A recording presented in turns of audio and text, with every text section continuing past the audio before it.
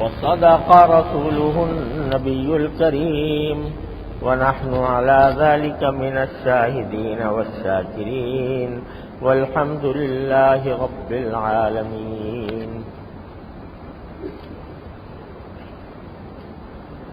بزرگان محترم اور برادران عزیز، السلام علیکم ورحمۃ اللہ وبرکاتہ.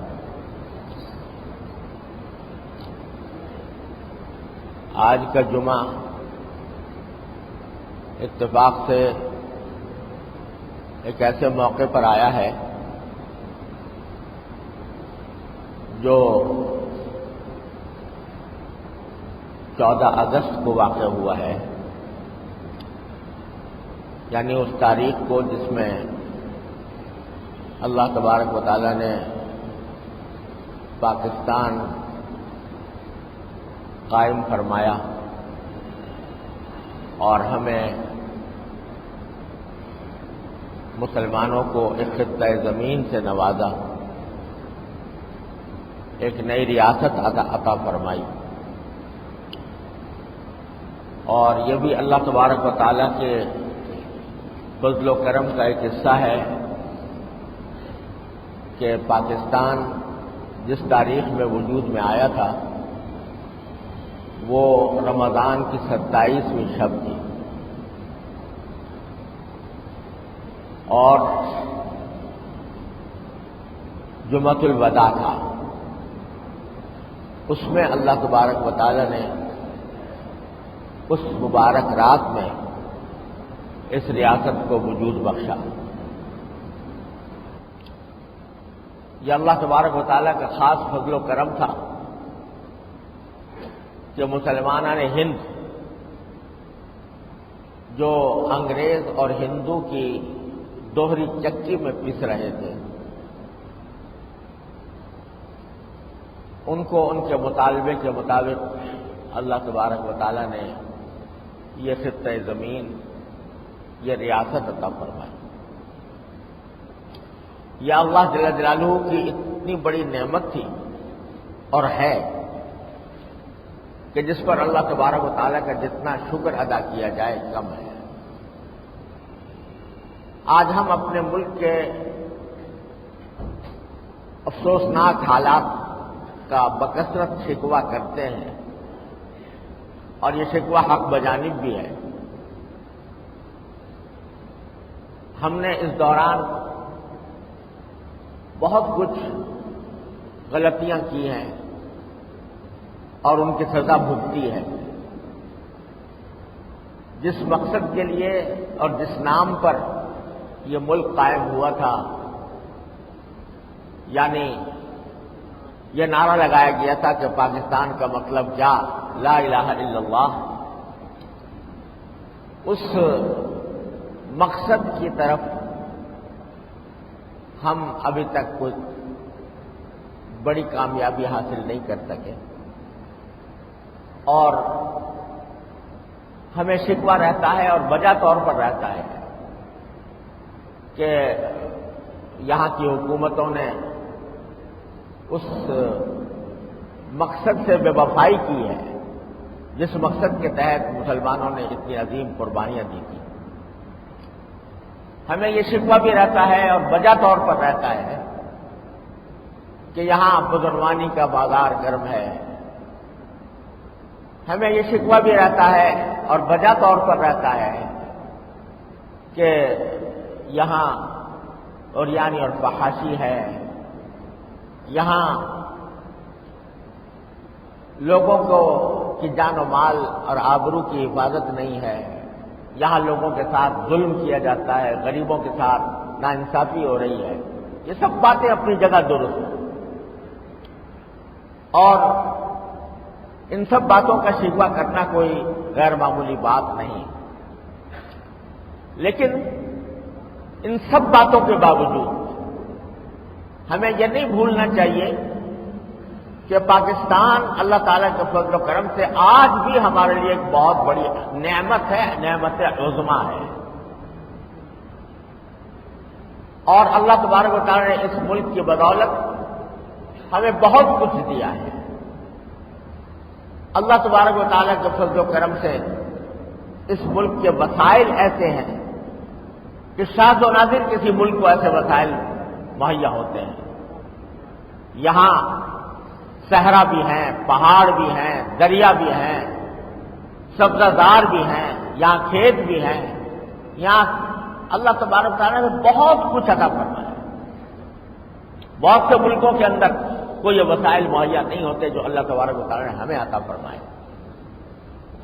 اور اس لحاظ سے بھی اللہ تبارک و تعالیٰ کی یہ نعمت ہے کہ پورے کرۂ زمین کے اوپر یہ واحد ملک ہے جو جس کے دستور میں یہ بات طے شدہ قرار دی گئی ہے کہ اس کائنات پر حکمرانی اصل میں اللہ جل جلالہ کی ہے. پاکستان کا دستور اس کی قرارداد مقاصد سے شروع ہوتا ہے جس میں اس بات کا اقرار و اعتراف کھلے لفظوں کے ساتھ موجود ہے کہ کائنات پر اصل حکمرانی اللہ جل جلالہ کی ہے. اور اگر کوئی شخص حکمران بنتا ہے تو وہ اللہ تبارک و تعالیٰ کی مقرر کردہ حدود کے اندر اس حق کو استعمال کرنے کا پابند ہے. آج کی سیکولر جمہوریت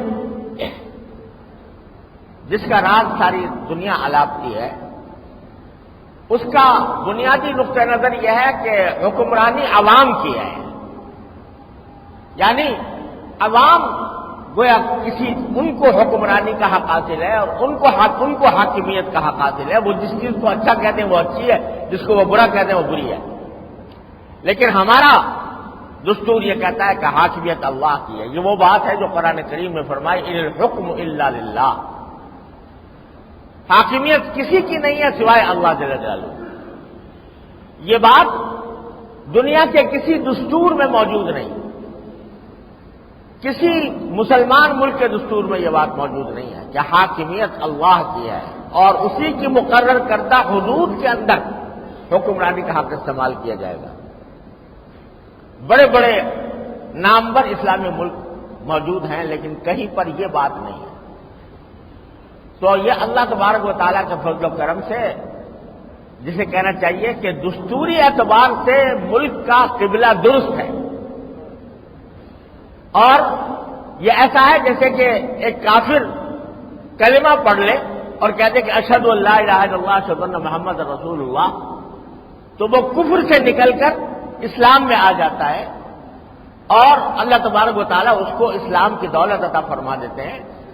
اگر وہ بعد میں بے عملی کا شکار ہو تو بدعمل کہلائے گا، بے عمل کہلائے گا اور اس کو اس کے اوپر تنقید بھی کی جائے گی، لیکن اس کو یہ نہیں کہا جائے گا کہ یہ مسلمان نہیں رہا. اسی طرح اللہ تبارک و تعالیٰ نے ہمیں ایسا ملک عطا فرمایا جس کا قبلہ اصل کے اعتبار سے درست ہے، اللہ کی حاکمیت کو ماننے والا. پھر اسی دستور کے اندر یہ بات موجود ہے کہ جتنے اسلامی عقائد ہیں، اللہ تعالیٰ کی توحید، نبی کریم صلی اللہ علیہ وسلم کی رسالت، آپ کے اوپر نبوت کا اختتام، ملائکہ، قرآن کریم اور یوم آخرت، ان سب کا ذکر موجود ہے کہ ان پر ایمان لائے بغیر کوئی شخص پاکستان کا حکمران نہیں بن سکتا. یہ بات بھی دنیا کے کسی ملک میں نہیں ہے. جو شخص یہاں صدر کا عہدہ کرے گا، جو وزیر اعظم کا عہدہ اس کو ملے گا، اس کو یہ حلف اٹھانا پڑے گا کہ میں ختم نبوت پر ایمان رکھتا ہوں. اور اگر کوئی شخص یہ حلف نہیں اٹھائے گا وہ سربراہ نہیں بن سکتا. غرض اس میں یہ موجود ہے اور اس کا راستہ آج بھی کھلا ہوا ہے کہ یہ موجود دستور کے اندر یہ بات موجود ہے کہ ملک کا کوئی قانون قرآن و سنت کے خلاف نہیں بنایا جائے گا. اور یہ حق دیا گیا ہے، ہر شہری کو حق دیا گیا ہے کہ اگر وہ کسی قانون کو قرآن و سنت کے خلاف پائے تو وہ عدالت وفاقی شرعی عدالت میں دعویٰ دائر کر سکتا ہے اور حکومت کو مجبور کر سکتا ہے کہ اس قانون کو تبدیل کرے۔ افسوس ہے کہ ہمارے ماحول میں کچھ ایسی ناواقفیت ہے اور سیاست کا کچھ ایسا انداز ہے کہ جلسے جلوسوں نعروں کے ذریعے جو کام کیا جائے وہ تو لوگوں کے سامنے آتا ہے، لیکن اگر کوئی پرامن اور صحیح طریقے پر سنجیدگی کے ساتھ کوئی کام کر کے اگر شریعت کی طرف پیش قدمی کا کوئی راستہ ہو تو اس کی طرف لوگوں کو توجہ۔ آج شاید بہت سے لوگوں کو یہ بات معلوم بھی نہیں ہوگی کہ ہر شہری کو، پاکستان کے ہر شہری کو یہاں قاتل ہے کہ وہ مروجہ کسی بھی قانون کو چیلنج کر دے۔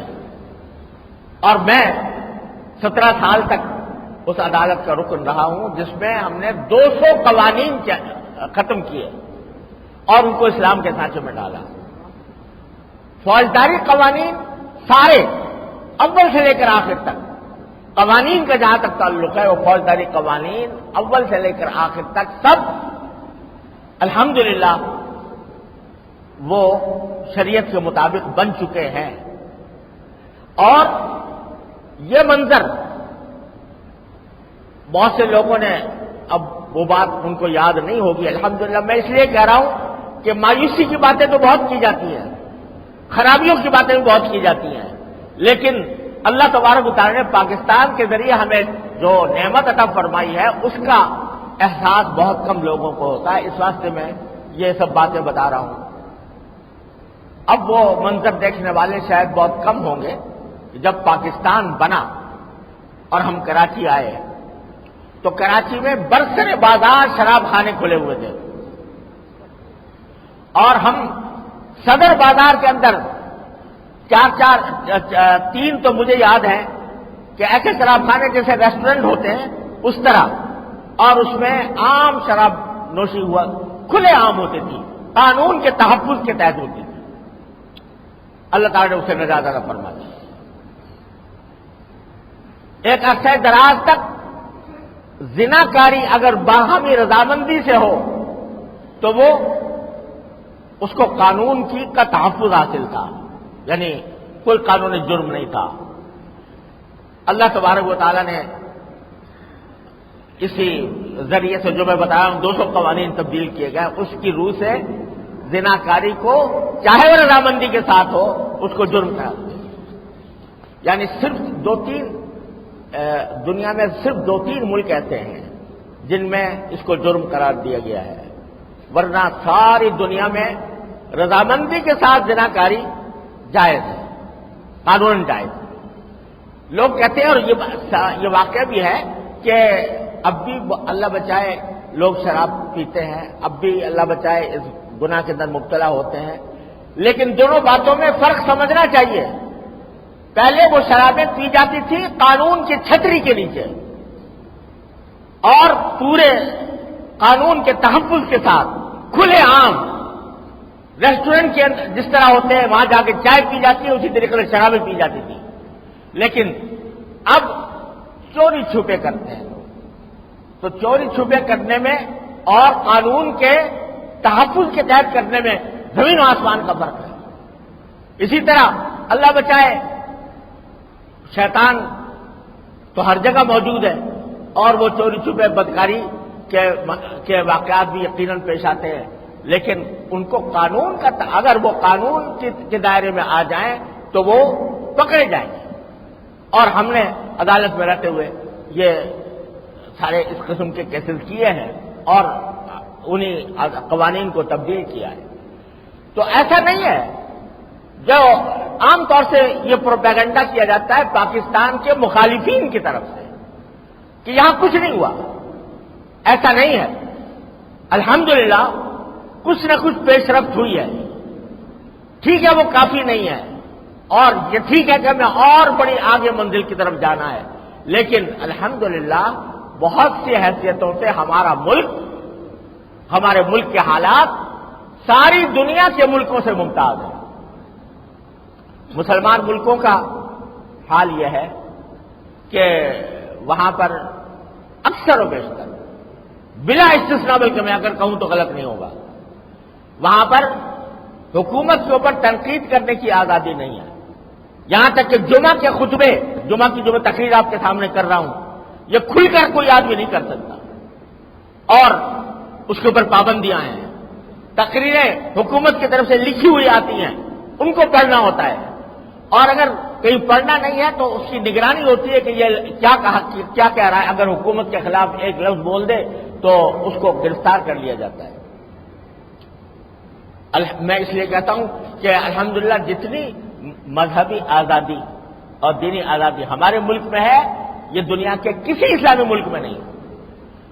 جتنی مسجدیں الحمدللہ ہمارے ہاں آباد ہیں، سعودی عرب کو چھوڑ کر باقی کسی مسلمان ملک میں اتنی مسجدیں آباد نہیں ملیں گی۔ جتنے دینی مدارس اور تعلیم گاہیں الحمدللہ ہمارے ہاں ہیں، وہ دنیا کے کسی ملک میں نہیں ہیں۔ تبلیغی جماعتیں جتنی آزادی کے ساتھ اور فعالیت کے ساتھ یہاں کام کرتی ہیں، دنیا کے کسی ملک میں نہیں کام کر سکتی۔ یہ ساری نعمتیں اللہ تبارک و تعالیٰ نے ہمیں عطا فرمائی۔ تو میں اس لیے بات کر رہا ہوں کہ ہمیشہ جب بھی پاکستان کا ذکر آتا ہے اور پاکستان کے حالات کا ذکر آتا ہے تو اس کا منفی پہلو اور اس کی جو خرابیاں ہیں ان کو تو اجاگر کیا جاتا ہے، لیکن جو اللہ تعالیٰ نے نعمتیں عطا فرمائی ہیں ان کو ہم بھول جاتے ہیں۔ تو اللہ تبارک و تعالیٰ کا شکر ادا کرنا چاہیے کہ اللہ تبارک و تعالیٰ نے ہمیں ایک ایسا ملک عطا فرمایا۔ جو خرابیاں ہیں ان کے ازالے کے لیے سنجیدہ طریقے پر اللہ تعالیٰ سے مدد مانگ کر ان کو کوششیں جاری رکھنی چاہیے۔ جو خرابیاں پائی جا رہی ہیں، میں پہلے ہی کہہ چکا ہوں کہ ہیں وہ خرابیاں، اور ان کو دور کرنے کی ضرورت ہے، اس کے لیے جد و جہد کرنے کی ضرورت ہے۔ لیکن جو اللہ تعالیٰ کی نعمت ہے اس کی ناشکری کر کے، ناقدری کر کے آدمی اگر بیٹھا رہے گا تو قرآن کریم نے فرمایا جو اگر میری نعمت پر تم شکر ادا کرو گے تو میں تمہارے اندر تمہیں اور دوں گا، اور اگر تم نافرمانی کرو گے تو پھر میرا عذاب بھی بڑھتا ہے۔ تو یہ جو ہم جن عذاب میں چلے آ رہے ہیں وہ مدتوں سے مسائل کے ایک سیلاب کے اندر گھرے ہوئے ہیں، وہ در حقیقت ہماری ناشکری کا نتیجہ ہے۔ اچھے اچھے لوگ پاکستان کے رہنے والے، پاکستان میں کھانے والے، پاکستان سے نفع اٹھانے والے، وہ پاکستان کی برائیاں کرتے ہیں، اور پاکستان کو یہ کہا جاتا ہے کہ یہ بنا ہی غلط تھا، اور اس طرح کی باتیں کر کے ناشکری کرتے ہیں۔ جب اللہ تعالیٰ کی نعمت کی ناشکری کی جائے گی تو پھر اس کے فوائد بھی انسان حاصل نہیں کر سکتا، اللہ تعالیٰ کا عذاب بھی بڑھ جائے۔ لہذا آج یہ بھی اللہ تعالیٰ کی ایک نعمت ہے کہ عرصہ دراز سے ہمارے شہر میں خاص طور پر بد امنی کا ایک ایسا طوفان مسلط تھا کہ کوئی تقریب منعقد کرنا، کوئی جلسہ کرنا، کوئی باہر آزادی کے ساتھ نکلنا، لوگ سہمے ہوئے تھے، جان و مال کی حفاظت نہیں کی۔ کسی وقت بھی کسی انسان کے ساتھ کچھ ہو سکتا تھا۔ اللہ تبارک و تعالیٰ کے فضل و کرم سے اب اس فضا میں اچھی خاصی تبدیلی آئی ہے۔ ہر مسلمان، ہر پاکستانی یہ بات محسوس کر رہا ہے، کراچی کا ہر باشندہ اس بات کو محسوس کر رہا ہے کہ الحمدللہ پہلے کے مقابلے میں بد امنی کی فضا میں اور خوف کی فضا میں کمی واقع ہوئی ہے، اور اس بارے میں سچی بات ہے کہ ہمیں اپنی افواج پاکستان کا، رینجرز کا شکریہ ادا کرنا چاہیے، ان کو خراج تحسین پیش کرنا چاہیے کہ ان کے جد و جہد کے نتیجے میں اللہ تبارک و تعالیٰ نے مسلمانوں کو، کراچی کے باشندوں کو امن و امان کے قریب پہنچایا۔ ابھی یہ تو نہیں کہا جا سکتا کہ 100% کامیابی ہو گئی ہے، لیکن الحمدللہ بڑی حد تک کامیابی ہوئی، اور آج اس کا نتیجہ ہے کہ اس 14 اگست کے موقع پر لوگ زیادہ آزادی کے ساتھ، زیادہ کھل کر اپنے جذبات کا اظہار کر رہے ہیں۔ تو ساری یہ اللہ تعالیٰ کی نعمتیں ہیں، ان نعمتوں کا شکر ادا کرنا چاہیے۔ اللہ تعالیٰ نے ہمیں یہ ملک عطا فرمایا، اللہ تعالیٰ نے ہمیں اس ملک کے اندر بہت سی نعمتیں عطا فرمائیں، اس کا شکر کیا ہے؟ شکر، سب سے بڑا شکر اللہ تعالیٰ کی نعمت کا یہ ہے کہ اللہ تعالیٰ کی نافرمانی کو چھوڑا جائے۔ ہمارے ملک کو جو چیز کھا گئی اور جس نے ہمیں ان برائیوں اور خرابیوں کے اندر پہنچایا وہ یہ ہے کہ حرام خوری کی ایک فضا ہمارے ملک پر مسلط ہو گئی. اور ہمارے اصل میں ہوا یہ ہے کہ عام لوگوں نے جب دیکھا کہ ہمارے حکمران دونوں ہاتھوں سے لوٹ کھسوٹ میں مبتلا ہیں تو انہوں نے کہا ہم کیوں کسی سے پیچھے رہیں. لہذا حرام خوری کا ایک لامتناہی دروازہ کھلا ہوا ہے. رشوت کے بغیر کوئی کام نہیں ہوتا. رشوت کے بغیر کوئی آدمی کوئی کام کرانا چاہے تو تقریباً ناممکن ہے اس کے لیے. محکمہ جاتی بدعنوانیاں عروج پر ہیں. حرام خوری ہماری سرشت میں سرایت کر گئی ہے. اللہ تعالیٰ محفوظ رکھے. یہ در حقیقت اللہ تعالیٰ جس نعمت کی سب سے بڑی ناشکری ہے. مجھے یاد ہے جب ہم نئے نئے پاکستان آئے تھے سن 1948 کی بات ہے، تو اس وقت لوگوں کے اندر جو جذبہ تھا، عوام کے اندر اپنے ملک کو بنانے کا، اپنے ملک کے لیے اپنے جان و مال قربان کرنے کا جو جذبہ تھا، اس کا ایک ادنا سا نمونہ میں آپ کو ذکر کرتا ہوں. میں اپنے میرے والد ماجد رحمۃ اللہ علیہ فرماتے تھے کہ میں ایک دکان پر گیا، جاننے والے تھے، جوتا خریدنا تھا، جوتا یا کوئی ایسی چیز خریدنی تھی، خریدنے کے لیے گئے. تو چونکہ والد صاحب رحمۃ اللہ علیہ کو وہ جانتے تھے تو ان کے جو تاجر تھے ان کے قریب بیٹھے ہوئے ایک شخص نے کہا کہ بھائی ان کو ایسا کریں کہ ان کو بغیر رسید کے دے دیں اور فروخت کر دیں تاکہ اس پر سیلز ٹیکس نہ لگے. سیلز ٹیکس لگتا تھا اس زمانے میں، وہ نہ لگے.